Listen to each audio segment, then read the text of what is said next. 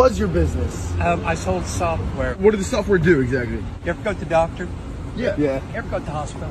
Yeah. Of course. You ever go to the lab? No. Whenever What? you pay your bill with a credit card, Yeah. I get a couple pennies off of it Oh. in the whole United States And how come? because I own the patent. The patent for what exactly? The process. The process to pay Victoria's saying she wants to go. It was pennies. for. It was pennies, but volume. The whole United States, everybody paying them something with a medical bill with a credit card. One more question. What did you learn about people that's so surprising? About people, Yes. I'll tell you, you figure out who you can trust and take them with you all the way. You make life good for them, they make life good for you. And it's about the people. It's all about the people. Thank you so much. Appreciate it. Sure, Have a good welcome. day, guys. Okay, guys. Hello guys, another video from Nero Ranami. So you guys saw the video. The guy's giving out the #1 commandment of being a millionaire and staying a millionaire. Now you can see that millionaire that hopped into the car. He was a busy man. He wanted to get going where he was trying to go, but this young guy was able to stop him and ask him, what do I have to do to become a millionaire and stay a millionaire? And he was just about to pull up with his girl in that nice convertible.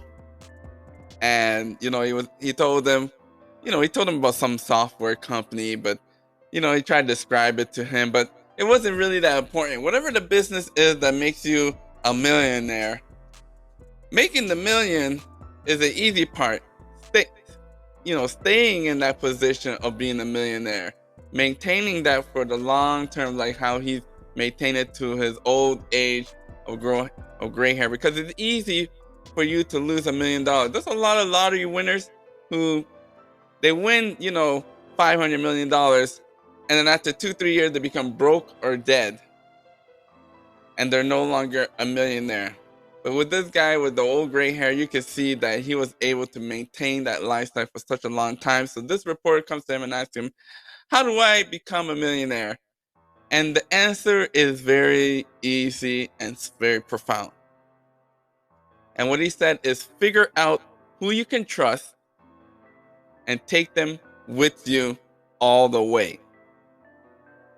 You make life good for them, and they will make life good for you. So you see, the trust goes both ways. It's not only one way. Because both of you guys, both of the business relationship and also personal relationship, both have to go in a marriage of trust. Now you see, this man is so right. Because when I looked at the video, it was only a short video. But then that last piece of information, as I reflect doing business for the last 10 years with 10 different types of people, doing real estate and mostly real estate business, I realized, the people that have kept with me all the way through and the people that I've left behind was because of the trust factor. Plenty of business relationships were ended because there was no longer trust in the relationship. It didn't matter how much money we were making or how much money that we lost. Once the trust was not there, the business relationship ended and we went our separate ways. So now, with business partners, plenty of ways you can ruin relationships. Your business partner will try to make some fake bills, after take funds from your banking accounts for no reason at all. They'll make private deals with your competitors and share information with them, all for just to make a couple bucks and to see their business go down, and also share secrets. And then I've also noticed that with contractors, and we all know about these contractors, they take the money, they never finish the job, they run with the money, they overbill, or they don't give you the materials that you asked for. They try and find the cheaper materials and change it as they go along when they're doing those repairs. So to never follow their contract as promised. So you pay them, their money that they wanted as promised, but they never complete it. And that's one example where you see contractors break up with business relationship with yourself. Another one is managers. Managers, when you're having these properties, and these managers, they like to rent these apartments to people and collect the rent for themselves and not report them to you. You find out they're just ghost tenants that were not really there, and they've been collecting the rent on the side. And here you are paying for repairs, you're paying for all of this, and this is how you quickly end relationships. I remember in my situation, this lady was trying to rent all these rooms and not pay the rent to me, and then I had to evict all of those tenants and get rid of her. That's how you easily end up these relationships.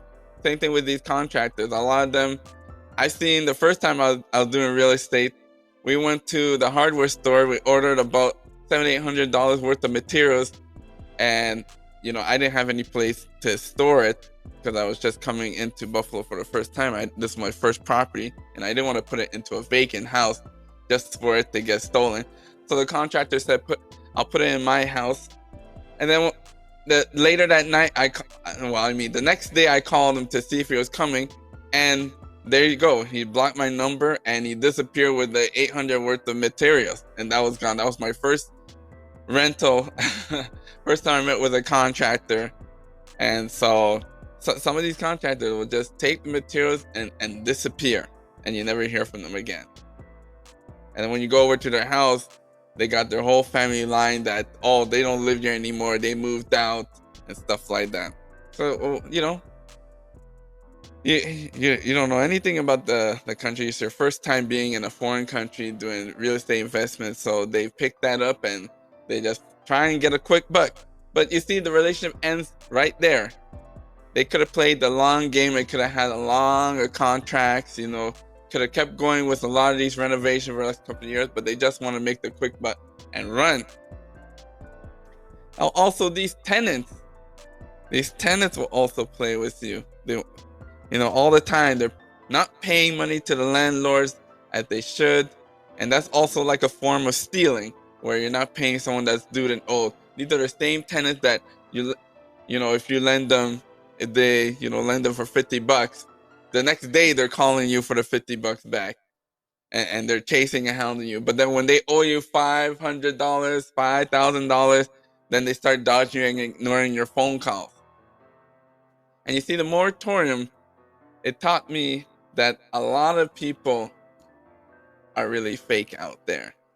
The people that survived the moratorium, they're still renting and paying rent for the last 2 years, even though there was no enforcement. Those are the real tenants that I kept alive. And that only made up 10% of my tenants continued to pay me as we ran along. Those are the real people that I keep it alive. And then when the courts are open, we'll be getting rid of them, because the business relationship ended a long time ago. It's just because the white man holding me back, I wasn't able to evict them. So only 10% are the real ones. The other 90%, they don't want to pay rent. They just want to get away with it. And that's pretty much right. 10% of the people that you're going to meet in business are the only ones you can do business with. The other 90%, sooner or later, are just gonna rob you one way or the other, and you end the relationship right there. And then this even goes on with personal life. You see the lady in the car with that old man, that lady is just as old as the man. See, that guy was in it for the long term, and so was the lady was in it for the long term. The lady looked like she was the same age, and that's the lady that people get married to that want to rock with. So using that 10% rule, it sounds about right that only really 10% of these marriages make it to the finishing line. The other 90%, they don't make it, especially these modern type dating, especially in the Black community, where 80% of the women are single mothers, and then 10% actually get 10% of the community gets married. It's right up there, 10% that are really gonna go anywhere, right to the finishing line. And see, the thing is, the other 90%, when they get married or they don't get married, it's just a common law. When it breaks up, you get hit with the alimony, the child support, the divorce lawyers, and that can easily make a man broke in no time.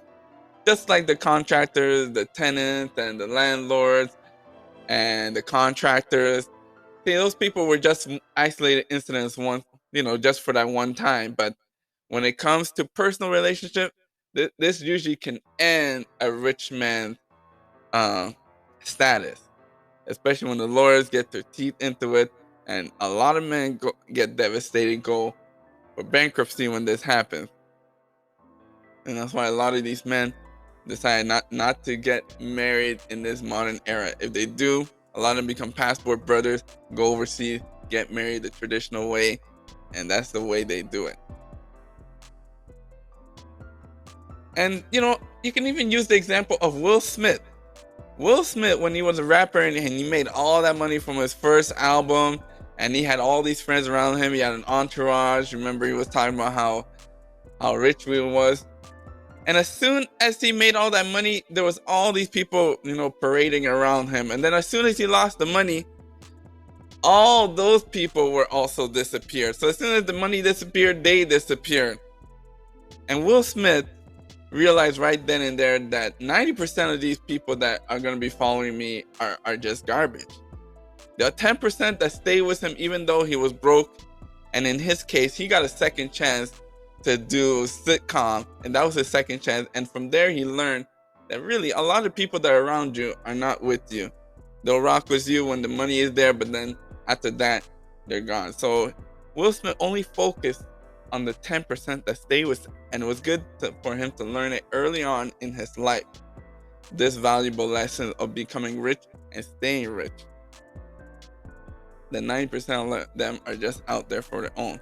And I also learned a lesson from this moratorium that 90%, if given the opportunity, are just going to try and screw you over. But the other 10% that are left over, those are the tenants that I will be rewarding them and stay with them and always listening to whatever they want. Anyway, guys, what do you think? This is a valuable lesson.